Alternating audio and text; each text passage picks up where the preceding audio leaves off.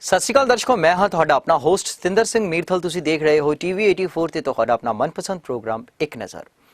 ਜੀ ਹਾਂ, ਜਿਵੇਂ ਕਿ ਤੁਸੀਂ ਸਭ ਜਾਣਦੇ ਹੋ ਕਿ ਜੂਨ ਦਾ ਮਹੀਨਾ, ਮੈਂ ਪਹਿਲੇ ਵੀ ਗੱਲ ਕਰ ਚੁੱਕਿਆ ਕਿ ਜੂਨ ਦਾ ਇੱਕ ਐਸਾ ਮਹੀਨਾ ਜੋ ਕਿ ਸਿੱਖ ਇਤਿਹਾਸ ਦੇ ਵਿੱਚ ਕਾਲੇ ਮਹੀਨੇ ਦੇ ਨਾਮ ਦੇ ਨਾਲ ਜਾਣਿਆ ਜਾਂਦਾ ਹੈ। ਇਸ ਮਹੀਨੇ ਦੇ ਵਿੱਚ ਸਿੱਖਾਂ ਦੀਆਂ ਆਸਾਂ ਨੂੰ ਵਲੂੰਦਰਿਆ ਗਿਆ, ਸਿੱਖਾਂ ਦੇ ਉੱਪਰ ਨਾਜਾਇਜ਼ ਅਟੈਕ ਕੀਤਾ ਗਿਆ, ਸਿੱਖਾਂ ਦੇ ਪਾਵਨ ਪਵਿੱਤਰ ਅਸਥਾਨ ਸੱਚਖੰਡ ਸ਼੍ਰੀ ਹਰਮੰਦਰ ਸਾਹਿਬ ਦੇ ਵਿਖੇ ਤੋਪਾਂ ਤੇ ਗੋਲੀਆਂ ਦੇ ਨਾਲ ਹਮਲੇ ਕੀਤੇ ਗਏ। ਕਈ ਬੇਦੋਸ਼ੇ ਬੇਗੁਨਾਹ ਮਜਲੂਮ ਮਾਸੂਮ ਬੱਚਿਆਂ ਦਾ ਕਤਲ ਕੀਤਾ ਗਿਆ।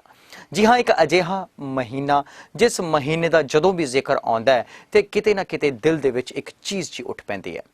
ਅੱਜ ਅਸੀਂ ਇਸ ਸ਼ੋਅ ਦੇ ਵਿੱਚ ਇੱਕ ਅਜਿਹੀ ਸ਼ਖਸੀਅਤ ਨੂੰ ਵਿਰਾਜਮਾਨ ਕੀਤਾ ਹੋਇਆ ਹੈ ਜਿਸ ਸ਼ਖਸੀਅਤ ਦੇ ਪਿਤਾ ਜੀ ਸੰਤ ਜਰਨੈਲ ਸਿੰਘ ਜੀ ਖਾਲਸਾ ਭਿੰਡਰਾਂ ਵਾਲਿਆਂ ਦੇ ਡਰਾਈਵਰ ਰਿਹਾ ਕਰਦੇ ਸਨ। ਉਹਨਾਂ ਦੇ ਸੁਪੁੱਤਰ ਅੱਜ ਸਾਡੇ ਨਾਲ ਸਟੂਡੀਓ ਦੇ ਵਿੱਚ ਮੌਜੂਦ ਨੇ। ਕਰਦੇ ਹਾਂ ਉਹਨਾਂ ਦੇ ਨਾਲ ਗੱਲਬਾਤ ਤੇ ਜਾਣਦੇ ਹਾਂ ਉਹਨਾਂ ਦੇ ਪਿਤਾ ਜੀ ਦੇ ਬਾਰੇ ਦੇ ਵਿੱਚ ਅਤੇ ਸੰਤਾਂ ਦੇ ਬਾਰੇ ਦੇ ਵਿੱਚ ਅਤੇ ਜੂਨ 1984 ਦੇ ਵਿੱਚ ਜੋ ਘੱਲੂਘਾਰਾ ਹੋਇਆ ਉਸ ਦੇ ਬਾਰੇ ਦੇ ਵਿੱਚ। ਸਭ ਤੋਂ ਪਹਿਲਾਂ ਪੁਨੀਆਂਵਾਲੇ ਸਾਹਿਬ, ਆਪ ਜੀ ਦਾ ਸਾਡੇ ਸਟੂਡੀਓ ਦੇ ਵਿੱਚ ਆਉਣ ਤੇ ਅਸੀਂ ਨਿੱਘਾ ਸਵਾਗਤ ਕਰਦੇ ਹਾਂ। ਫਤਿਹ ਦੀ ਸਾਂਝ ਪਾਈਏ। ਵਾਹਿਗੁਰੂ ਜੀ ਕਾ ਖਾਲਸਾ, ਵਾਹਿਗੁਰੂ ਜੀ ਕੀ ਫਤਿਹ। ਨਿਸ਼ਾਨ ਸਿੰਘ ਜੀ, ਅਸੀਂ ਇਹ ਜਾਣਨਾ ਚਾਹਾਂਗੇ ਵੀ ਆਪ ਜੀ ਦੇ ਪਿਤਾ ਜੀ ਸੰਤਾਂ ਦੇ ਨਾਲ ਡਰਾਈਵਰ ਦੀ ਸੇਵਾ ਕਰਿਆ ਕਰਦੇ ਸਨ। ਆਪ ਜੀ ਦੇ ਪਰਿਵਾਰ ਦਾ, ਆਪ ਜੀ ਦੇ ਪਿਤਾ ਜੀ ਦਾ ਸੰਤਾਂ ਦੇ ਨਾਲ ਮਿਲਾਪ ਕਿਸ ਤਰ੍ਹਾਂ ਹੋਇਆ? ਵੀਰ ਜੀ, ਜਦੋਂ ਨਿਰੰਕਾਰੀ ਕਾਂਡ ਹੋਇਆ ਉਸ ਵੇਲੇ ਮੇਰੇ ਫਾਦਰ ਸਾਹਿਬ ਜਿਹੜੇ ਸਰਦਾਰ ਦਾਰਾ ਸਿੰਘ ਜੀ ਪੂਨੀਆਂ ਵਾਲੇ, ਉਹ ਕਾਰ ਸਿਵਲ ਤਰਨਤਾਰਨ ਵਾਲਿਆਂ ਦੀ ਗੱਡੀ ਚਲਾਇਆ ਕਰਦੇ ਸੀ ਔਰ ਨਿਰੰਕਾਰੀ ਨੇ ਗੁਰੂ ਗ੍ਰੰਥ ਸਾਹਿਬ ਮਹਾਰਾਜ ਦੀ ਨਰਾਦਰੀ ਕੀਤੀ ਅਤੇ 13 ਸਿੰਘ ਹੋਲੇ ਸ਼ਹੀਦ ਹੋਏ, 80 ਦੇ ਲਗਭਗ ਫੱਟੜ ਹੋਏ। ਜਿਸ ਚੀਜ਼ ਨੂੰ ਮੇਰੇ ਪਿਤਾ ਜੀ ਨੇ ਬੜੀ ਉਹਦੇ ਦਿਲ ਤੇ ਡੂੰਘੀ ਸੱਟ ਵੱਜੀ ਆ ਔਰ ਉਹ ਤਰਨਤਾਰਨ ਵਾਲੇ ਕਾਰ ਸੇਵਾ ਵਾਲੇ ਬਾਬਿਆਂ ਨੂੰ ਛੱਡ ਕੇ ਸੰਤ ਜਰਨੈਲ ਸਿੰਘ ਦੀ ਸੇਵਾ ਕਰਨ ਵਿੱਚ ਪੱਕੇ ਹਾਜ਼ਰ ਹੋ ਰਹੇ ਆ। ਬਹੁਤ ਵਧੀਆ ਜੀ, ਯਾਨੀ ਕਿ ਇੱਕ ਨਿਰੰਕਾਰੀ ਕਾਂਡ ਜਿਹੜਾ ਸੀਗਾ ਉਹ ਮੀਲ ਪੱਥਰ ਸਾਬਤ ਹੋਇਆ ਆਪ ਜੀ ਦੇ ਪਿਤਾ ਜੀ ਅਤੇ ਸੰਤਾਂ ਦੇ ਮਿਲਾਪ ਦਾ। ਬਿਲਕੁਲ ਜੀ। ਵੀਰ ਜੀ, ਅਸੀਂ ਪੁੱਛਣਾ ਚਾਹਾਂਗੇ ਵੀ ਉਸ ਤੋਂ ਬਾਅਦ ਕਿਸ ਤਰ੍ਹਾਂ ਦੀ ਮੂਵਮੈਂਟਸ ਚੱਲੀ, ਕਿਸ ਤਰ੍ਹਾਂ ਕਿੱਥੇ ਕਿੱਥੇ ਸੰਤਾਂ ਦੇ ਨਾਲ ਆਪ ਜੀ ਦੇ ਪਿਤਾ ਜੀ ਜਾਂਦੇ ਸਨ? ਘਰ ਸਲਾਹ ਸੂਤਰ ਕਰਦੇ ਸੀ, ਘਰ ਆ ਕੇ ਦੱਸਦੇ ਹੁੰਦੇ ਸੀ? ਪਿਤਾ ਜੀ ਅਕਸਰ ਦੱਸਿਆ ਕਰਦੇ ਸੀ, ਸਾਡੇ ਮਾਤਾ ਜੀ ਵੀ ਦੱਸਦੇ ਨੇ, ਮੇਰੇ ਦਾਦੀ ਜੀ ਵੀ ਦੱਸ ਦਿੰਦੇ ਸੀ ਵੀ ਸੰਤਾਂ ਦੇ ਨਾਲ ਬਹੁਤ ਜ਼ਿਆਦਾ ਪ੍ਰੇਮ ਪਿਆਰ ਸੀ ਔਰ ਮਹਾਂਪੁਰਸ਼ ਵੀ ਜਿੱਥੇ ਵੀ ਬਾਹਰ ਪ੍ਰਚਾਰ ਤੇ ਜਾਂਦੇ ਸੀ ਨਾਲ ਲੈ ਕੇ ਜਾਂਦੇ ਸੀ। ਤੇ ਔਰ ਜਿਹੜੀ ਬੱਸ ਸੀ ਜਾਂ ਗੱਡੀ ਸੀ ਉਹ ਸਾਡੇ ਫਾਦਰ ਸਾਹਿਬ ਮੇਰੇ ਜੇ ਸਰਦਾਰ ਦਾਰਾ ਸਿੰਘ ਜੀ ਚਲਾ ਕੇ ਲੈ ਜਾਂਦੇ ਹੁੰਦੇ ਸੀ। ਬੰਬੇ ਦੇ ਵਿੱਚ ਵੀ ਜਦੋਂ ਸੰਤਾਂ ਨੂੰ ਘੇਰਾ ਪਿਆ ਸੀ ਉਸ ਵੇਲੇ ਵੀ ਮੇਰੇ ਫਾਦਰ ਜੀ ਸਰਦਾਰ ਦਾਰਾ ਸਿੰਘ ਜੀ ਨਾਲ ਹੀ ਔਰ ਉਸ ਘੇਰੇ ਦੇ ਵਿੱਚੋਂ ਵੀ ਉਹਨਾਂ ਨੇ ਮਹਾਂਪੁਰਸ਼ਾਂ ਨੂੰ ਕੱਢ ਕੇ ਮਈ ਤੇ ਪਹੁੰਚਾਇਆ ਹੈ। ਔਰ ਇਸੇ ਤਰ੍ਹਾਂ ਚੰਦਰਕੋਲਾ ਦੇ ਵਿੱਚ ਵੀ ਜਦੋਂ ਘੇਰਾ ਪਿਆ ਸੀ ਉਦੋਂ ਵੀ ਮੇਰੇ ਫਾਦਰ ਸਰਦਾਰ ਦਾਰਾ ਸਿੰਘ ਪੂਨੀਆਂ ਵਾਲੇ ਨਾਲ ਹੀ ਔਰ ਉੱਥੋਂ ਹੀ ਕੱਢ ਕੇ ਉਹਨਾਂ ਨੇ ਟਰੱਕ ਦੇ ਉੱਤੇ ਚੰਦਰਕੋਲਾ ਤੋਂ ਮਈ ਤੇ ਪਹੁੰਚਾਇਆ ਹੈ। ਵਾਹ ਜੀ ਵਾਹ, ਯਾਨੀ ਕਿ ਬਹੁਤ ਵੱਡਾ ਸੰਘਰਸ਼ ਆਪ ਜੀ ਦੇ ਪਿਤਾ ਜੀ ਨੇ ਸੰਤਾਂ ਦੇ ਨਾਲ ਕੀਤਾ। ਹਾਂਜੀ ਹਾਂਜੀ। ਗੱਲ ਕਰਦੇ ਹਾਂ ਵੀਰ ਜੀ 1984 ਦੀ ਜੂਨ ਦੀ, ਜਿਸ ਵੇਲੇ ਇਹ ਮੂਵਮੈਂਟਸ ਚੱਲ ਰਹੀਆਂ ਸਨ 1900 ਜੂਨ ਦੀਆਂ। ਮੈਂ ਉਸ ਤੋਂ ਪਹਿਲੇ ਦੀ ਗੱਲ ਕਰਾਂਗਾ। ਉਸ ਤੋਂ ਪਹਿਲਾਂ ਕਿਸ ਤਰ੍ਹਾਂ ਦੀ ਮੂਵਮੈਂਟ ਚੱਲ ਰਹੀ ਸੀ? ਕਿਸ ਤਰ੍ਹਾਂ ਦੀਆਂ ਗੱਲਾਂ ਹੁੰਦੀਆਂ ਸਨ? ਕਿਸ ਤਰ੍ਹਾਂ ਦੀਆਂ ਸਲਾਹਾਂ, ਕਿਸ ਤਰ੍ਹਾਂ ਦੀਆਂ ਮੀਟਿੰਗਸ ਹੁੰਦੀਆਂ ਸਨ? ਘਰੇ ਕੋਈ ਵਿਚਾਰ ਕੀਤੀ ਉਹਨਾਂ ਨੇ ਆ ਕੇ?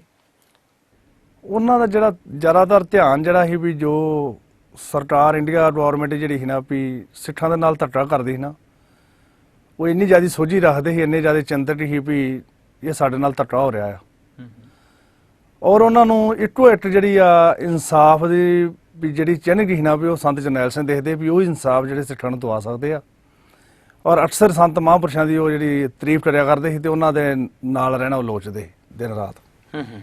ਬਿਲਕੁਲ ਜੀ। ਸੋ ਉਸ ਵੇਲੇ ਆਪ ਜੀ ਦੀ ਉਮਰ ਕਿੰਨੀ ਸੀ? ਮੇਰੀ ਉਮਰ ਉਸ ਵੇਲੇ 6 ਸਾਲ ਸੀ। ਬਿਲਕੁਲ ਜੀ। ਔਰ ਜਿਸ ਵੇਲੇ ਜੂਨ 84 ਦਾ ਅਟੈਕ ਹੋਇਆ ਉਸ ਵੇਲੇ ਆਪ ਜੀ ਕਿੱਥੇ ਸੀ?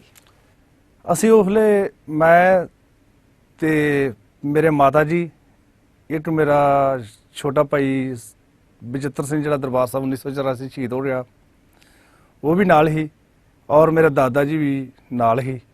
ਉਸ ਟਾਈਮ ਤਾਂ ਅਸੀਂ ਸ੍ਰੀ ਦਰਬਾਰ ਸਾਹਿਬ ਹਾਂ। ਜਿਸ ਭਾਈ ਦਿਨ ਸਾਹਿਬ 4 ਤੁਸੀਂ- ਜੂਨ ਨੂੰ ਜੀ ਪਹਿਲੀ ਗੋਲੀ ਚੱਲੀ ਆ ਸਵੇਰੇ ਤੜਕੇ 4 ਵਜੇ, ਉਸ ਟਾਈਮ ਹੀ ਦਰਬਾਰ ਸਾਹਿਬ ਆਪਣੇ ਪਿਤਾ ਜੀ ਦੇ ਕੋਲ। ਵਾਹ ਜੀ ਵਾਹ। ਸੋ ਜਿਵੇਂ ਤੁਸੀਂ ਦੱਸਿਆ ਕਿ ਤੁਹਾਡੇ ਇੱਕ ਛੋਟੇ ਭਾਈ ਸੀਗੇ, ਉਹ ਦਰਬਾਰ ਸਾਹਿਬ ਸ਼ਹੀਦ ਹੋ ਗਏ, ਉਹਨਾਂ ਦੀ ਕਿੰਨੀ ਉਮਰ ਸੀ? ਉਹਨਾਂ ਦੀ ਉਸ ਵੇਲੇ 4 ਸਾਲ ਉਮਰ ਸੀ। ਵਾਹ ਜੀ ਵਾਹ। ਸੋ ਮੈਂ ਆਪਣੇ ਦਰਸ਼ਕਾਂ ਨੂੰ ਇਹ ਚੀਜ਼ ਦੱਸਣਾ ਚਾਹੁੰਦਾ ਕਿ ਜਦੋਂ ਦਰਬਾਰ ਸਾਹਿਬ ਦੇ ਵਿੱਚ ਅਟੈਕ ਹੋਇਆ, ਜਦੋਂ ਮੌਕੇ ਦੀ ਹਕੂਮਤ, ਮੌਕੇ ਦੀ ਸਰਕਾਰ ਨੇ ਦਰਬਾਰ ਸਾਹਿਬ ਦੇ ਉੱਪਰ ਅਟੈਕ ਕੀਤਾ, ਉੱਥੇ ਮਾਸੂਮ ਬੱਚਿਆਂ ਨੂੰ ਵੀ ਬਖਸ਼ਿਆ ਨਹੀਂ ਗਿਆ। ਜਿਵੇਂ ਕਿ ਹੁਣੇ ਭਾਈ ਸਾਹਿਬ ਉਹਨਾਂ ਨੇ ਦੱਸਿਆ ਕਿ ਇਹਨਾਂ ਦੇ ਛੋਟੇ ਭਾਈ ਦੀ ਉਮਰ 4 ਸਾਲ ਦੀ ਸੀ। ਉਸ 4 ਸਾਲ ਦੇ ਬੱਚੇ ਨੂੰ ਨਾ ਤਾਂ ਸਿਆਸਤ ਦਾ ਪਤਾ ਹੈ, ਨਾ ਸੱਚ ਦਾ ਪਤਾ ਹੈ, ਨਾ ਝੂਠ ਦਾ ਪਤਾ ਹੈ, ਨਾ ਕਿਸੇ ਨਾਲ ਉਸ ਦਾ ਵੈਰ ਹੈ, ਨਾ ਕਿਸੇ ਦੇ ਨਾਲ ਉਸ ਦਾ ਵਿਰੋਧ ਹੈ, ਪਰ ਫਿਰ ਵੀ ਉਹ ਇਸ ਘੱਲੂਘਾਰੇ ਦਾ ਸ਼ਿਕਾਰ ਬਣਿਆ। ਇੱਥੋਂ ਪਤਾ ਲੱਗਦਾ ਹੈ ਕਿ ਕਿੰਨੀ ਬਰਬਰਤਾ, ਕਿੰਨੇ ਬੁਰੇ ਤਰੀਕੇ ਦੇ ਨਾਲ ਉਸ ਵਕਤ ਦੇ ਹਾਲਾਤ ਰਹੇ ਹੋਣਗੇ। ਭਾਈ ਸਾਹਿਬ ਜੀ, ਉਸ ਵੇਲੇ ਆਪ ਜੀ ਆਪਣੇ ਪਿਤਾ ਜੀ ਦੇ ਨਾਲ ਸੀਗੇ। ਪਿਤਾ ਜੀ ਦੇ ਨਾਲ ਵੱਖ ਹੋਣ ਦਾ ਸਮਾਂ ਕਦੋਂ ਆਇਆ?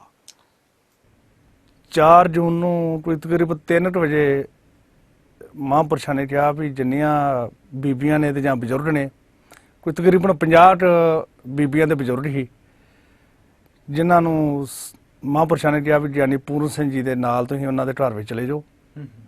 ਔਰ ਅਸੀਂ ਸਾਰੇ ਫਿਰ ਮੇਰੀ ਮਾਤਾ ਜੀ, ਮੇਰੇ ਦਾਦਾ ਜੀ ਤੇ ਮੈਂ ਖੁਦ ਤੇ 50 ਬੀਬੀਆਂ ਹੋਰ ਵੀ ਜਿਹੜੀਆਂ ਭਾਈ ਗਿਆਨੀ ਪੂਰਨ ਸਿੰਘ ਜੀ ਦੇ ਘਰ ਚਲੇ ਗਏ, ਜਿਹੜੇ ਬਾਅਦ 'ਚ ਸ੍ਰੀ ਅਕਾਲ ਤਖ਼ਤ ਸਾਹਿਬ ਦੇ ਜਥੇਦਾਰ ਬਣੇ, ਉਹਨਾਂ ਦੇ ਘਰ ਚਲੇ ਗਏ। ਬਿਲਕੁਲ ਜੀ, ਬਿਲਕੁਲ। ਸੋ ਭਾਈ ਸਾਹਿਬ ਜੀ, ਪਿਤਾ ਜੀ ਦੇ ਨਾਲ ਆਖਰੀ ਗੱਲਬਾਤ ਕੀ ਹੋਈ ਤੁਹਾਡੀ ਮਾਤਾ ਜੀ ਦੀ?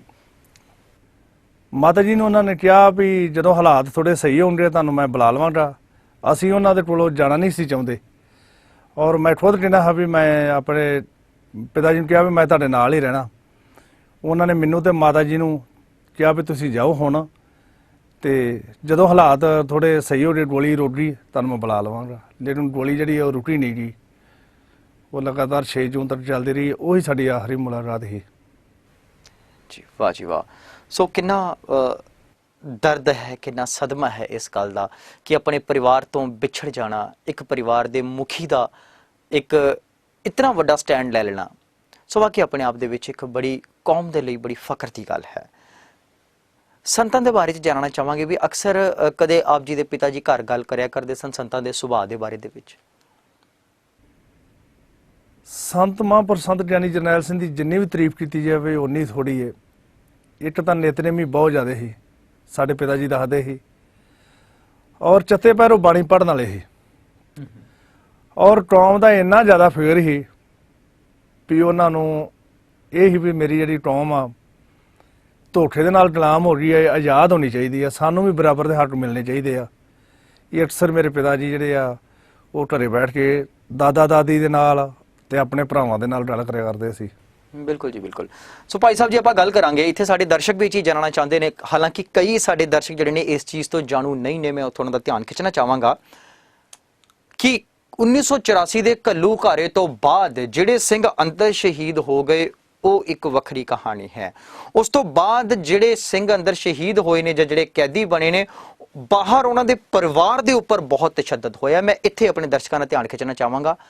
ਭਾਈ ਸਾਹਿਬ ਜੀ, ਅਸੀਂ ਜਾਣਨਾ ਚਾਹਾਂਗੇ ਵੀ ਬਾਅਦ ਦੇ ਵਿੱਚ ਸਰਕਾਰ ਵੱਲੋਂ, ਪੁਲਿਸ ਵੱਲੋਂ, CRPF ਵੱਲੋਂ, ਆਰਮੀ ਵੱਲੋਂ, ਪੁਲਿਸ ਵੱਲੋਂ ਕਿੰਨੀਆਂ ਕੁ ਤਸ਼ੱਦਦ ਜਾਂ ਕਿੰਨੀਆਂ ਕੁ ਮੁਸ਼ਕਲਾਤਾਂ ਦਾ ਸਾਹਮਣਾ ਕਰਨਾ ਪਿਆ? ਸਾਡੀ ਉਸ ਟਾਈਮ ਰਿਹਾਇਸ਼ ਜਿਹੜੀ ਸੀ ਪਿੰਡ ਬਹਾਦਰ ਨਗਰ ਸੀ, ਔਰ ਜਿਹੜੀ ਪੁਲਿਸ ਤੇ CID ਸੀ ਉਹ ਅਕਸਰ ਹੀ ਦਿਨ ਵਿੱਚ 2 ਵਾਰ ਜਾਂ 3 ਵਾਰ ਉਹ ਮਤਲਬ ਸਾਡੇ ਪਿੰਡ ਘਰ ਦੀ ਤਲਾਸ਼ੀ ਲੈਂਦੇ ਹੁੰਦੇ ਸੀ। ਅਸੀਂ ਘਰ ਤਾਂ ਰਹਿੰਦੇ ਨਹੀਂ ਹਾਂ, ਅਸੀਂ ਪੁਲਿਸ ਤੋਂ ਡਰਦੇ। ਇੱਕ ਬੰਡਾਲੇ ਦਾ ਜਰਨੈਲ ਸਿੰਘ ਦੋਧੀ ਹੁੰਦਾ ਸੀ, ਉਹਦਾ ਮਹਾਂਪੁਰਸ਼ਾਂ ਦੇ ਨਾਲ ਬੜਾ ਪ੍ਰੇਮ ਪਿਆਰ ਸੀ। ਉਹਨੂੰ ਜਦੋਂ ਪਤਾ ਲੱਗਾ ਵੀ ਅਸੀਂ ਬਚ ਗਏ ਆ ਇਹ ਟੈਗ ਦੇ ਵਿੱਚ, ਤੇ ਉਹ ਸਾਨੂੰ ਲੱਭਦਾ ਲਵਾਉਂਦਾ, ਉਹਨੇ ਸੁਲਤਾਨਵਿੰਡ ਪਿੰਡੋਂ ਸਾਨੂੰ ਲੱਭ ਲਿਆ। 3 ਮਹੀਨੇ ਤਕਰੀਬਨ ਅਸੀਂ ਉਹਦੇ ਘਰ ਰਹੇ ਆ। ਉਸ ਤੋਂ ਬਾਅਦ ਬਾਸਰ ਦੇ ਪਿੰਡ ਦਾ ਇੱਕ ਤਰਲੋਚਨ ਸਿੰਘ ਬਿੱਟੂ, ਉਹ ਵੀ ਦਰਬਾਰ ਸਾਹਿਬ ਸ਼ਹੀਦ ਹੋਇਆ ਸੀ। ਉਹ ਬਿੱਟੂ ਨੇ ਮੇਰੀ ਮਾਤਾ ਜੀ ਨੂੰ ਆਪਣੀ ਭੈਣ ਬਣਾਇਆ ਹੋਇਆ ਸੀ ਧਰਮ ਦੀ। ਉਹਦੀ ਮਾਤਾ ਵੀ ਸਾਨੂੰ ਲੱਭਦੀ ਜਦੋਂ ਉਸਨੂੰ ਪਤਾ ਲੱਗਾ ਵੀ ਅਸੀਂ ਬੰਡਾਲੇ ਰਹਿੰਦੇ ਆ, ਫਿਰ ਉਹ ਮਾਤਾ ਸਾਨੂੰ ਲੈ ਕੇ ਆਪਣੇ ਪਿੰਡ ਚਲੀ ਗਈ ਆ। ਤਕਰੀਬਨ ਅਸੀਂ ਉੱਥੇ 1 ਸਾਲ ਉਹਨਾਂ ਦੇ ਘਰ ਰਹੇ ਆ। ਉਹਨਾਂ ਨੇ ਸਾਨੂੰ ਪ੍ਰਸ਼ਾਦਾ ਪਾਣੀ ਦਿੱਤਾ ਆ, ਉਹਨਾਂ ਨੇ ਸਾਨੂੰ ਕੱਪੜੇ ਦਿੱਤੇ ਆ ਰਹਿਣ ਲਈ, ਸਹਿਣ ਲਈ, ਹਰ ਤਰ੍ਹਾਂ ਦਾ ਉਹਨਾਂ ਨੇ ਸਾਡਾ ਇਹਦਾ ਖਰਚਾ ਝੱਲਿਆ ਆ। ਅਸੀਂ ਉਹਨਾਂ ਨੂੰ ਕਦੀ ਭੁਲਾ ਨਹੀਂ ਸਕਦੇ। ਵਾਹ ਜੀ ਵਾਹ। ਸੋ ਕੁੱਲ ਕਿੰਨੇ ਸਾਲ ਆਪ ਜੀ ਆਪਣੇ ਘਰੋਂ ਬੇਘਰ ਰਹੇ? ਅਸੀਂ 88 ਦੇ ਵਿੱਚ ਢਰ ਰਹੇ ਹਾਂ ਔਰ 2 ਸਾਲ ਅਸੀਂ ਢਰ ਰਹੇ ਹਾਂ। 90 ਦੇ ਵਿੱਚ ਫਿਰ ਪੁਲਿਸ ਦਾ ਬੜਾ ਜ਼ੋਰ ਹੋ ਗਿਆ ਔਰ ਆਨੇ ਬਹਾਨੇ ਦੇ ਨਾਲ ਹੀ ਪੁਲਿਸ ਜਿਹੜੀ ਆ ਸਾਨੂੰ ਤੰਗ ਕਰਦੀ ਸੀ, ਪਰੇਸ਼ਾਨ ਕਰਦੀ ਸੀ।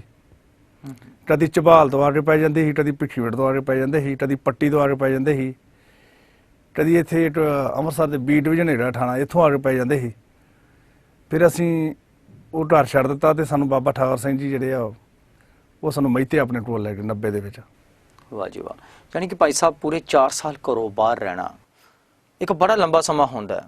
ਜਦੋਂ ਇੰਨੇ ਸਮੇਂ ਬਾਅਦ ਬੰਦਾ ਘਰ ਪਰਤਦਾ ਹੈ ਤਾਂ ਮੈਂ ਸਮਝਦਾ ਚੁੱਲ੍ਹਿਆਂ ਦੇ ਵਿੱਚ ਵੀ ਘਾਹ ਉੱਗ ਜਾਂਦੇ ਨੇ, ਇੱਕ ਵੀਰਾਨ ਬਣ ਜਾਂਦਾ ਹੈ ਸਾਰਾ ਕੁਝ। ਇਹ ਕਿਸ ਤਰ੍ਹਾਂ ਸਾਰਾ ਦੇਖ ਕੇ ਉਸ ਮੰਜ਼ਰ ਦੇ ਬਾਰੇ ਚ ਕੁਝ ਦੱਸੋਗੇ ਜਿਸ ਵੇਲੇ ਤੁਸੀਂ ਘਰ ਪਰਤੇ? ਘਰ ਦੇ ਕੀ ਹਾਲਾਤ ਸੀਗੇ ਇੰਨੇ ਸਾਲਾਂ ਬਾਅਦ? ਜਦੋਂ ਅਸੀਂ ਵੀਰ ਜੀ ਢਾਰ ਪਹੁੰਚੇ ਆ ਉਸ ਵੇਲੇ ਢਾਰ ਤਾਂ ਸਾਰਾ ਢਹਿ ਚੁੱਕਾ ਸੀ। ਦਰਅਸਲ ਸਾਡੇ ਕੋਲ ਛੰਨਾ ਸੀ। ਸਾਡੇ ਫਾਦਰ ਸਾਹਿਬ ਨੇ ਆਪਣੇ ਢਾਰ ਦਾ ਕੁਛ ਨਹੀਂ ਬਣਾਇਆ, ਜੋ ਕੁਛ ਵੀ ਟੌਂਪ ਦੇ ਲਿਖੇ ਲਾ ਦਿੱਤਾ। 2 ਕਿੱਲੇ ਆਪਣੇ ਕੋਲ ਜ਼ਮੀਨ ਸੀ ਤੇ ਛੰਨਾ ਪਾ ਕੇ ਸਾਨੂੰ ਦਿੱਤੀਆਂ ਸੀ ਉਹਨਾਂ ਨੇ ਜੀ। ਔਰ ਉਹ ਵੀ ਜਦੋਂ ਅਸੀਂ 3-4 ਸਾਲ ਬਾਅਦ ਢਾਰ ਗਏ ਆ, ਛੰਨਾ ਵੀ ਡਿੱਗ ਪਈਆਂ, ਕੰਧਾਂ ਜਿਹੜੀਆਂ ਕੱਚੀਆਂ ਕੀਤੀਆਂ ਉਹ ਵੀ ਡਿੱਗ ਪਈਆਂ ਤੇ ਸਾਡੇ ਕੋਲ ਡੰਗਰ ਵੀ ਕੋਈ ਨਹੀਂ ਰਿਹਾ ਸੀ ਉਸ ਵੇਲੇ, ਕੋਈ ਮੱਝ ਨਹੀਂ, ਕੋਈ ਗਾਂ ਨਹੀਂ ਸੀਗੀ ਤੇ ਸਾਨੂੰ ਬਾਬਾ ਠਾਕਰ ਸਿੰਘ ਜੀ ਨੇ ਇੱਕ ਕਮਰਾ ਪਾ ਕੇ ਦਿੱਤਾ ਉਸ ਟਾਈਮ। ਜੀ ਬਿਲਕੁਲ ਜੀ ਬਿਲਕੁਲ। ਭਾਈ ਸਾਹਿਬ ਜੇਕਰ ਗੱਲ ਕਰੀਏ ਸ਼ਹੀਦ ਸਿੰਘਾਂ ਦੇ ਪਰਿਵਾਰਾਂ ਦੀ ਤਾਂ ਸਾਡੇ ਜਿਹੜੇ ਦਰਸ਼ਕ ਬਾਹਰਲੇ ਮੁਲਕਾਂ ਦੇ ਵਿੱਚ ਬੈਠੇ ਨੇ ਉਹਨਾਂ ਦੇ ਦਿਲਾਂ ਦੇ ਵਿੱਚ ਵੀ ਬੜਾ ਦਰਦ ਹੈ ਕੌਮ ਦੇ ਲਈ, ਸਿੱਖੀ ਦੇ ਲਈ, ਸਿੱਖਿਅਤ ਦੇ ਲਈ, ਗੁਰੂ ਦੇ ਲਈ, ਗੁਰਬਾਣੀ ਦੇ ਲਈ। ਈਵਨ ਕਿ ਜਿਹੜੇ ਸ਼ਹੀਦ ਪਰਿਵਾਰ ਨੇ ਉਹਨਾਂ ਦੇ ਲਈ ਵੀ ਉਹਨਾਂ ਦੇ ਦਿਲਾਂ ਦੇ ਵਿੱਚ ਬੜਾ ਦਰਦ ਹੈ। ਸੋ ਸਮੇਂ-ਸਮੇਂ ਉਹ ਮਾਲੀ ਸਹਾਇਤਾ ਜਿਹੜੀ ਹੈ ਪੈਸੇ ਦੇ ਰੂਪ ਦੇ ਵਿੱਚ ਜਾਂ ਹੋਰ ਪਦਾਰਥਾਂ ਦੇ ਰੂਪ ਦੇ ਵਿੱਚ ਘੱਲਦੇ ਰਹਿੰਦੇ ਨੇ। ਕਿ ਕਦੇ ਆਪ ਜੀ ਨੂੰ ਮਾਲੀ ਸਹਾਇਤਾ ਨਹੀਂ ਮਿਲੀ? ਸਾਡੀ ਜਿਹੜੀ ਸਹਾਇਤਾ 1984 ਤੋਂ ਬਾਅਦ 'ਚ ਬਾਬਾ ਠਾਕਰ ਸਿੰਘ ਜੀ ਕਰਦੇ ਰਹੇ ਨੇ। 5 ਬੋਰੀਆਂ ਸਾਲ ਬਾਅਦ ਕਣਕ ਦੇ ਦਿੰਦੇ ਸੀ, 500 ਰੁਪਇਆ ਮਹੀਨਾ। ਔਰ ਜੇ ਅਸੀਂ ਮਹੀਨੇ ਬਾਅਦ ਰਹੇ ਤਾਂ ਸਾਨੂੰ ਤਾਂ ਵੀ ਉਹਨਾਂ ਘਰ ਦਾ ਰਾਸ਼ਨ ਦੇਣਾ ਆ, ਜੇ ਅਸੀਂ 2 ਮਹੀਨੇ ਬਾਅਦ ਰਹੇ ਤਾਂ ਵੀ ਸਾਨੂੰ ਉਹਨਾਂ ਰਾਸ਼ਨ ਦੇਣਾ। ਜਿੰਨਾ ਚਿਰ ਬਾਬਾ ਠਾਕਰ ਸਿੰਘ ਜੀ ਸਰੀਰ ਦੇ ਵਿੱਚ ਰਹੇ ਨੇ ਉਹਨਾਂ ਨੇ ਸਾਡੀ ਹਰ ਪ੍ਰਕਾਰ ਦੀ ਮਦਦ ਕੀਤੀ ਆ।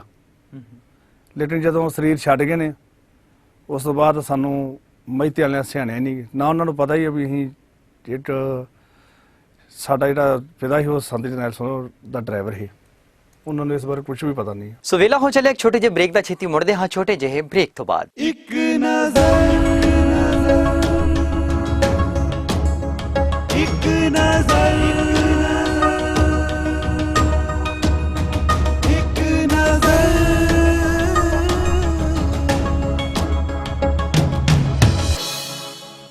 ਇੱਕ ਨਜ਼ਰ ਇੱਕ ਨਜ਼ਰ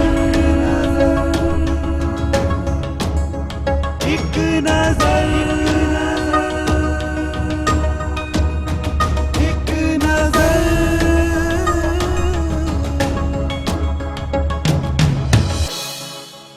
ਬ੍ਰੇਕ ਤੋਂ ਬਾਅਦ ਤੁਹਾਡਾ ਇੱਕ ਵਾਰ ਫਿਰ ਤੋਂ ਸਵਾਗਤ ਹੈ। ਤੁਸੀਂ ਦੇਖ ਰਹੇ ਹੋ TV 84 ਤੇ ਤੁਹਾਡਾ ਆਪਣਾ ਮਨਪਸੰਦ ਪ੍ਰੋਗਰਾਮ ਇੱਕ ਨਜ਼ਰ। ਭਾਈ ਸਾਹਿਬ ਜੀ, ਮੈਂ ਜ਼ਿਕਰ ਕਰ ਰਿਹਾ ਸੀਗਾ, ਮੇਰੀ ਗੱਲ ਫਿਰ ਅਧੂਰੀ ਰਹਿ ਗਈ ਕਿ ਬਾਹਰਲੇ ਮੁਲਕਾਂ ਤੋਂ ਬੜੀ ਸਹਾਇਤਾ ਆਉਂਦੀ ਹੈ। ਅਸੀਂ ਦੇਖਦੇ ਹਾਂ ਬਹੁਤ ਪੈਸਾ ਆਉਂਦਾ ਹੈ, ਹੋਰ ਮਾਲੀ ਸਹਾਇਤਾ ਆਉਂਦੀ ਹੈ ਕਿ ਉਹ ਤੁਹਾਡੇ ਤੱਕ ਨਹੀਂ ਪਹੁੰਚੀ? ਵੀ ਜੀ ਪਿਛਲੇ ਕੋਈ ਤਕਰੀਬਨ 3.5 ਸਾਲ ਤੋਂ ਸਾਨੂੰ ਖਾਲ ਸਾਈਡ ਵਾਲੇ ਜਿਹੜੇ ਆ ਉਹ ਮੇਰੀ ਮਾਤਾ ਨੂੰ 3000 ਰੁਪਇਆ ਮਹੀਨੇ ਹਿਸਾਬ ਨਾਲ ਦਿੰਦੇ ਆ। ਲੇਕਿਨ ਉਹ ਵੀ ਹੁਣ 6 ਮਹੀਨਿਆਂ ਤੋਂ ਰੈਗੂਲਰ ਆ ਰਹੀ ਹੈ। ਉਸ ਤੋਂ ਪਹਿਲਾਂ ਉਹ ਸਾਲ 'ਚ ਕਦੀ 2 ਵਾਰ ਵੀ ਆ ਜਾਂਦੇ ਸੀ, ਕਦੀ 3 ਵਾਰ ਵੀ ਆ ਜਾਂਦੇ ਸੀ। ਇਹ ਤਾਂ ਹੋਇਆ 3 ਸਾਲ ਦੀ ਗੱਲ। 3 ਸਾਲ ਤੋਂ ਪਹਿਲੇ ਕੀ ਹੁੰਦਾ ਸੀਗਾ? ਉਸ ਤੋਂ ਪਹਿਲਾਂ ਕਿਸੇ ਨੇ ਕੋਈ ਸਹਾਇਤਾ ਨਹੀਂ ਕੀਤੀ। ਬਾਹਰੋਂ ਬਹੁਤ ਪੈਸਾ ਆਉਂਦਾ ਹੈ, ਬਾਹਰੋਂ ਬਹੁਤ ਮਾਲੀ ਸਹਾਇਤਾ ਆਉਂਦੀ ਹੈ। ਔਰ ਈਵਨ ਕਿ ਜਿਹੜੀਆਂ ਸਾਡੀਆਂ ਸੰਤ ਸੰਪਰਦਾਵਾਂ ਹੈਗੀਆਂ ਨੇ ਜਾਂ ਹੋਰ ਸੰਪਰਦਾਵਾਂ ਹੈਗੀਆਂ ਨੇ ਬਾਹਰਲੇ ਮੁਲਕਾਂ ਦੇ ਵਿੱਚ ਜਾ ਕੇ ਪ੍ਰਚਾਰ ਕਰਦੀਆਂ ਨੇ, ਸ਼ਹੀਦ ਸਿੰਘਾਂ ਦੇ ਨਾਮ ਦੇ ਉੱਪਰ ਲੱਖਾਂ ਕਰੋੜਾਂ ਲੈ ਕੇ ਆਉਂਦੀਆਂ ਨੇ। ਉਹ ਤਾਂ ਤੁਹਾਨੂੰ ਮਿਲਦਾ ਹੀ ਹੋਏਗਾ। ਨਹੀਂ ਵੀਰ ਜੀ, ਸਾਡੇ ਤੱਕ ਕੋਈ ਵੀ ਮਹਾਂਪੁਰਸ਼ ਸੰਤ ਜਿਹੜਾ ਹੈ ਉਹ ਸਾਡੇ ਤੱਕ ਨਹੀਂ ਪਹੁੰਚਿਆ ਔਰ ਨਾ ਹੀ ਕਿਸੇ ਮਹਾਂਪੁਰਸ਼ ਨੇ ਸਾਡੀ ਕੋਈ ਸਹਾਇਤਾ ਕੀਤੀ ਆ। ਬੇਸ਼ੱਕ ਉਹ ਸਾਡੇ ਨਾਂ ਤੇ ਸਹਾਇਤਾ ਉੱਥੋਂ ਲੈ ਕੇ ਆਉਂਦੇ ਰਹੇ ਪਰ ਸਾਡੇ ਤੱਕ ਨਹੀਂ ਪਹੁੰਚੀ। ਉਹਨਾਂ ਆਪਣੀਆਂ ਗੱਡੀਆਂ ਖਰੀਦੀਆਂ, ਆਪਣੀ ਜਾਇਦਾਦਾਂ ਬਣਾਈਆਂ। ਕੋਈ ਵੀ ਸੰਤ ਮਹਾਂਪੁਰਸ਼ ਮੈਨੂੰ ਦੱਸ ਸਕੇ ਵੀ ਮੈਂ ਤੁਹਾਡੇ ਘਰ ਦਿੱਤੀ ਸਹਾਇਤਾ, ਤੇ ਇਸ TV ਚੈਨਲ ਰਾਹੀਂ ਮੈਂ ਉਹਨੂੰ ਚੈਲੰਜ ਕਰਦਾ ਵੀ ਮੈਨੂੰ ਸਪਸ਼ਟ ਕਰਕੇ ਦਿਖਾਵੇ। ਅੱਜ ਤੱਕ ਕੋਈ ਵੀ ਸੰਤ ਮਹਾਤਮਾ ਜਿਹੜਾ ਉਹ ਸਾਡੇ ਘਰ ਨਹੀਂ ਪਹੁੰਚਿਆ, ਸਵਾਏ ਖਾਲਸਾ ਸਾਈਡ ਤੋਂ। ਉਹ ਵੀ ਪਿਛਲੇ 3.5 ਸਾਲ ਤੋਂ ਸਾਨੂੰ, ਜੇ ਉਹ ਸਾਲ 'ਚ 3 ਵਾਰ ਆਈ ਹੈ ਤੇ ਉਹਨਾਂ ਨੇ ਸਾਨੂੰ ਜੇ ਹਰ ਵਾਰ ਜਿੰਨੀ ਵਾਰ ਵੀ ਆਉਣਾ ਉਹਨਾਂ 6000 ਰੁਪਏ ਦੇਣਾ। ਜੇ ਉਹ 3 ਵਾਰ ਆ ਗਈ ਆ ਤੇ 18000 ਰੁਪਏ ਬਣ ਗਿਆ, ਜੇ ਉਹ 2 ਵਾਰ ਆ ਗਈ ਆ ਤੇ ਫਿਰ 12000 ਰੁਪਏ ਬਣ ਗਿਆ। ਲੇਕਿਨ ਹੁਣ ਪਿਛਲੇ 6 ਮਹੀਨਿਆਂ ਤੋਂ ਰੈਗੂਲਰ 3000 ਰੁਪਏ ਮਹੀਨਾ ਉਹ ਦੇ ਰਹੇ ਆ।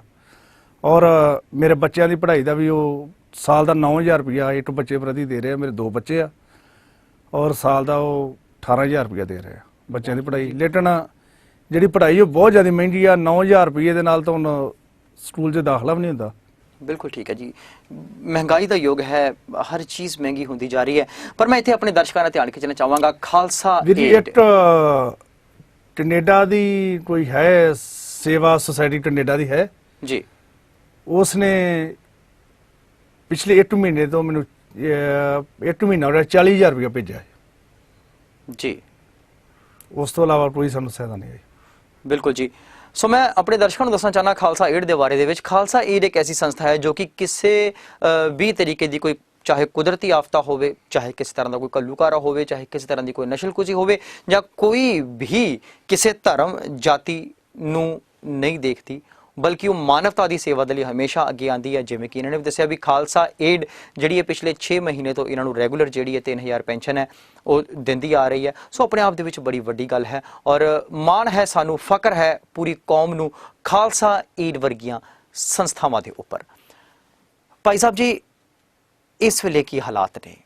ਬੜੀ ਮੁਸ਼ਕਿਲ ਦੇ ਨਾਲ ਜਿਵੇਂ ਤੁਸੀਂ ਦੱਸਿਆ ਵੀ ਗੁਜ਼ਾਰਾ ਹੋ ਰਿਹਾ ਹੈ। ਸੋ ਕਿਸ ਤਰ੍ਹਾਂ ਮੈਨੇਜ ਕਰਦੇ ਹੋ ਹਰ ਚੀਜ਼ ਨੂੰ? ਪਰਿਵਾਰ ਨੂੰ ਦੇਖਣਾ ਹੈ, ਬੱਚੇ ਨੇ, ਪੜ੍ਹਾਈ ਹੈ, ਰਾਸ਼ਨ ਪਾਣੀ ਹੈ, ਕਿਸ ਤਰ੍ਹਾਂ ਮੈਨੇਜ ਹੁੰਦਾ ਹੈ? ਵੀਰ ਜੀ ਮੇਰੇ ਕੋਲ 2 ਕਿੱਲੇ ਜ਼ਮੀਨ ਆ ਤੇ ਇੱਕ ਮੱਝ ਤੇ ਗਾਂ ਆ। ਥੋੜਾ ਬੜਾ ਉਹਨਾਂ ਤੋਂ ਮੈਂ ਦੁੱਧ ਵੇਚਦਾ ਆ, ਕੋਈ ਮਹੀਨੇ ਦਾ 2-3 ਹਜ਼ਾਰ ਦਾ ਦੁੱਧ ਵੇਚ ਜਾਂਦਾ। 2 ਕਿੱਲੇ ਜ਼ਮੀਨ ਦੇ ਵਿੱਚ ਤੁਸੀਂ ਆਪ ਹਿਸਾਬ ਲਓ, ਇੰਨੀ ਮਹਿੰਗਾਈ ਦੇ ਵਿੱਚ ਪਰਿਵਾਰ ਪਾਲਣਾ ਬਹੁਤ ਮੁਸ਼ਕਿਲ ਆ ਔਰ ਘਰ ਦੇ ਖਰਚੇ ਜਿਹੜੇ ਆ ਉਹ ਪੂਰੇ ਨਹੀਂ ਹੋ ਰਹੇ। ਇਸ ਤਰ੍ਹਾਂ ਮਿਹਨਤ ਮਜ਼ਦੂਰੀ ਆ ਕਰਕੇ ਮੈਂ ਔਰ ਮੇਰੀ ਮਾਤਾ ਜਿਹੜੇ ਟਾਈਮ ਪਾਸ ਕਰਦੇ ਪਏ ਆ। ਬਿਲਕੁਲ ਜੀ, ਬਿਲਕੁਲ। ਸੋ ਕਦੇ ਸ਼੍ਰੋਮਣੀ ਗੁਰਦੁਆਰਾ ਪ੍ਰਬੰਧਕ ਕਮੇਟੀ ਜਾਂ ਹੋਰ ਸੰਪਰਦਾਵਾਂ ਜਿਹੜੀਆਂ ਨੇ, ਕਦੇ ਉਹਨਾਂ ਨੇ ਕਦੇ ਕੋਈ ਸਾਰ ਨਹੀਂ ਲਿੱਤੀ, ਕਦੇ ਪੁੱਛਿਆ ਨਹੀਂ ਆ ਕਿ ਵੀ ਕਿਸ ਹਾਲਾਤ ਦੇ ਵਿੱਚ? ਵੀਰ ਜੀ ਕਿਸੇ ਨੇ ਵੀ ਨਹੀਂ ਪੁੱਛਿਆ, ਨਾ ਸ਼੍ਰੋਮਣੀ ਕਮੇਟੀ ਨੇ, ਨਾ ਕਿਸੇ ਸਾਧੂ ਸੰਤ ਨੇ, ਨਾ ਕਿਸੇ ਮਹਾਤਮਾ ਨੇ, ਨਾ ਕਿਸੇ ਹੋਰ ਕਿਸੇ ਜਥੇਬੰਦੀ ਨੇ, ਸਵਾਏ ਬਾਬਾ ਠਾਕਰ ਸਿੰਘ ਜੀ ਤੋਂ ਔਰ ਖਾਲਸਾ ਏਡ ਤੋਂ ਬਿਨਾਂ ਸਾਨੂੰ ਕਿਸੇ ਨੇ ਨਹੀਂ ਪੁੱਛਿਆ। ਬਿਲਕੁਲ। ਔਰ ਅੱਜ ਵੀ ਕਦੇ ਤੁਸੀਂ ਜਦੋਂ ਟਕਸਾਲ ਦੇ ਵਿੱਚ ਜਾਂਦੇ ਹੋ, ਅਗਰ ਟਕਸਾਲ ਦੀ ਹੀ ਗੱਲ ਕਰਦੇ, ਕਿਉਂਕਿ ਆਪ ਜੀ ਦੇ ਪਿਤਾ ਜੀ ਟਕਸਾਲ ਦੇ ਨਾਲ ਜੁੜੇ ਸੀ, ਸੰਤਾਂ ਦੇ ਨਾਲ ਸੀਗੇ, ਉਹਨਾਂ ਦੀ ਸੱਜੀ ਬਾਂਹ ਸੀਗੇ, ਉਹਨਾਂ ਦੇ ਡਰਾਈਵਰ ਸੀਗੇ, ਟਕਸਾਲ ਦੇ ਕੋਲ ਜਾ ਕੇ ਕਦੇ ਆਪ ਜੀ ਨੇ ਇਹ ਨਹੀਂ ਕਿਹਾ ਵੀ ਸਾਨੂੰ ਸਹਾਇਤਾ ਕਰੋ ਜਾਂ ਸਾਡੇ ਵੱਲ ਦੇਖੋ, ਸਾਡੇ ਪਿਤਾ ਜੀ ਨੇ ਇੰਨੀ ਸੇਵਾ ਕੀਤੀ ਹੈ, ਜਾਂ ਉਹਨਾਂ ਦੇ ਮਨ ਦੇ ਵਿੱਚ ਕਦੇ ਕੁਝ ਨਹੀਂ ਆਇਆ? ਇੱਕ ਵਾਰ ਮੇਰੀ ਮਾਤਾ ਬਾਬਾ ਠਾਰ ਸੀ ਜਦੋਂ ਸਰੀਰ ਦੇ ਵਿੱਚ ਨਹੀਂ ਰਹੇ, ਇੱਕ ਵਾਰ ਮੇਰੀ ਮਾਤਾ ਬਾਬਾ ਹਰਨਾਮ ਸਿੰਘ ਜੀ ਕੋਲ ਰਹੇ ਸੀ। ਤੋ ਬਾਬਾ ਹਰਨਾਮ ਸਿੰਘ ਨੇ ਉਸ ਵੇਲੇ ਜਵਾਬ ਦੇ ਦਿੱਤਾ, ਉਹਨੇ ਕਿਹਾ ਬੀਬੀ ਜੀ ਮੈਂ ਤਾਂ ਤੁਹਾਨੂੰ ਪਛਾਣਦਾ ਹੀ ਨਹੀਂ ਆ